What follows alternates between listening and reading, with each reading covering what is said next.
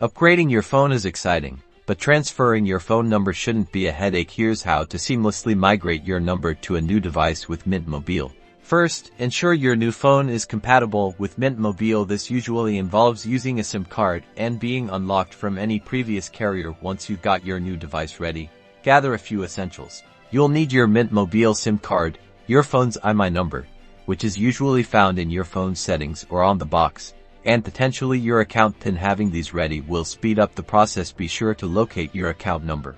Now, insert your Mint Mobile SIM card into your new phone. If you're migrating from an eSIM, you may have already completed this step. Next, log into your Mint Mobile account on the Mint Mobilecom website or through the Mint Mobile app. Within your account, look for the Activate or Change Device option. This process will guide you through transferring your service to the new SIM card or eSIM. Follow the instructions provided by Mint Mobile, which usually involve verifying your account details and IMEI of your new phone.